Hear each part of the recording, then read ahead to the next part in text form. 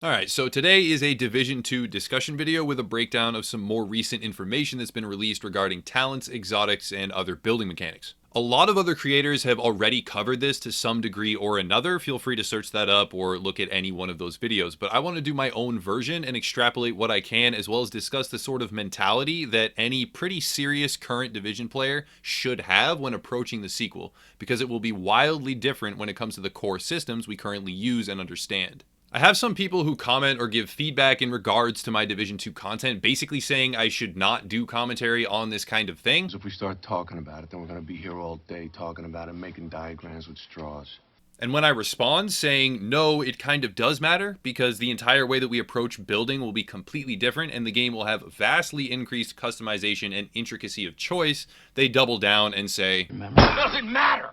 Well, they may be kind of right, the game is a ways away, but there is information out there, and I feel like it's worth discussing, so for those interested, here we go, and for anyone else, nobody cares. To summarize the more recent information discussed on a State of the Game interview having to do with exotics and talents, it is essentially as follows. Guns will have 3 talents each, but those talents will be falling into categories. The first talent is a combat talent, augmenting damage or some other active mechanic or effect. The second talent is a handling talent that will have to do with perhaps recoil, accuracy, or other native weapon handling stats. And the third talent is a holster talent that will be active when the gun is in fact holstered. They stated specifically that they are still experimenting with the third holster talent on your weapon, and it may still even be active while the weapon is in use. So we are either working with 4 or 5 talents in total when you consider primary, secondary, and sidearm. This is an increase from Division 1, which saw 3 weapon talents only ever in use, except for the one exception of the Alpha Bridge gear set. Additionally, since you will have multiple holster talent slots available, either 2 or perhaps 3,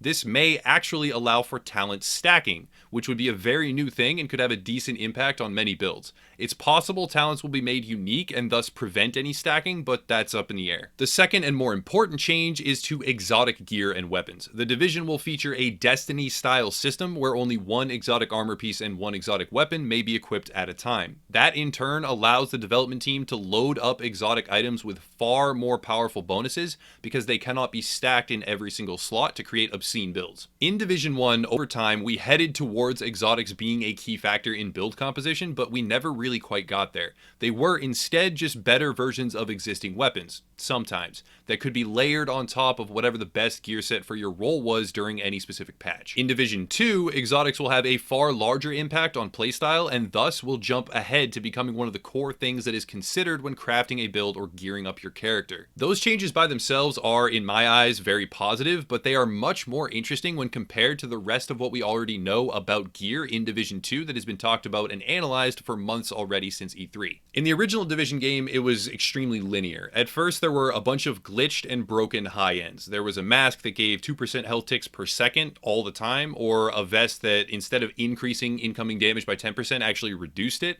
and building in the early stages of Division was a dysfunctional joke. But quickly after that, basic gear sets were released. Again, they were completely broken. Sentry, for example, provided 52% total increased damage after 3 headshots due to a multiplicative scaling and broken gun interaction, but anyways, I'm off on a tangent here. What I'm trying to say is that after the gear sets, well, the 4-piece gear sets anyways, were released, there were builds and actual choices, but a lot of that process was simply, which gear set do I want? And every other choice was a sort of mild supporting role.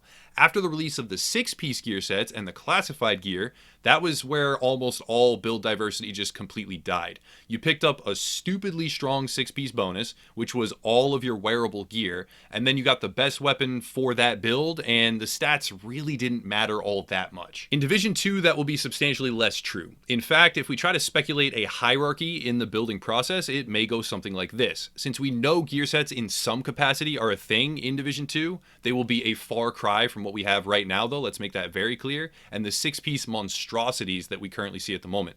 They will obviously be the 4-piece gear sets or whatever gear sets we have in Division 2. They will be a core element of the builds, if not the core element of builds. But after that, due to the emphasis on exotic item power, which pieces of gear set gear you choose will matter a great deal. You'll have to free up the right slot for the right exotic. After all that's done, you can select your weapons. Again, one exotic to best mesh with both the gear set you chose and the exotic armor piece that you chose. And I don't know what all the exotics are exactly going to look like, but if they are going the Destiny route and beefing up their power and limiting you to one, that will definitely mean some creative or significantly strong things.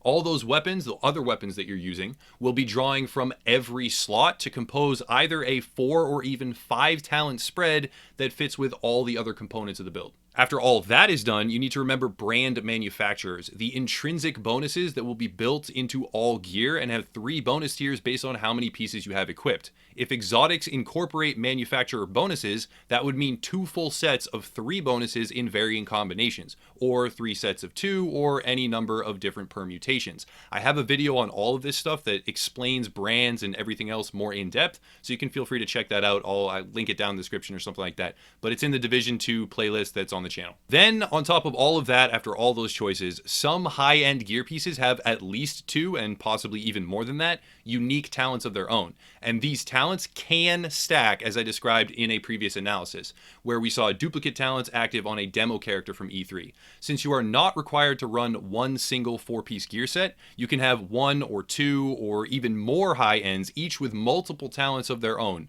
And all of this makes no mention of player talents and actual skills, which boost versatility even further, especially in a squad. The most important things will probably be gear sets and exotics. These will likely be the key build enabling decisions, and that's already a great many combinations when you take them all into consideration. From there, though, you build on which alternate weapons and their talents, which manufacturers, which high ends, and which talents those high ends have as well. Keep in mind, a lot of these things stack, so it pushes the limits of specialized characters up quite a bit, and also gives huge flexibility in the drop pool to make loot more rewarding in its own unique way, but also hang on to user engagement. After that, you can choose skills or player talents or any final mechanics, but start to finish, that will be dozens and dozens of unique choices, with hundreds, even thousands of combinations and routes. A good comparison I have is Path of Exile. Of course, they are completely different games, but the hierarchy of building is a little bit similar.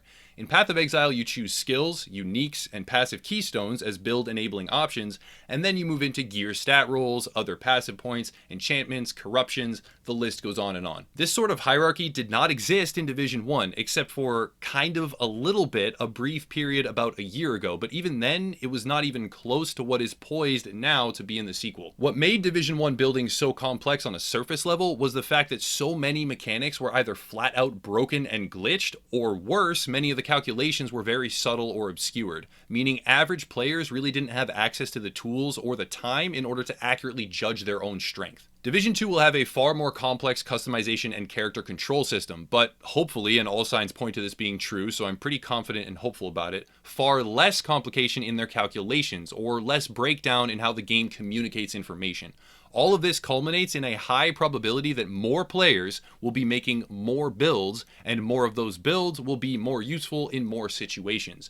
It's one big spiral, and it's a pretty positive one at that. Now keep in mind, all of this complexity is a balancing nightmare. I have no idea if it will be at all well balanced. It could be super well balanced or terribly balanced. We don't really know. Even if it's balanced as badly as Division 1 at launch, it would still be a completely different change to the dynamics of building and how veteran players approach their character. But if it's balanced even slightly better, with all of these new additions, it will have a ridiculous amount of appeal and opportunity, not just for everyday players, but for creators such as myself. One of the reasons I am so excited for it, despite some nagging skepticism in the back of my mind, is the confidence that creators or players that really dig into stats and analytics will likely excel and, frankly, in my case, greatly benefit from it.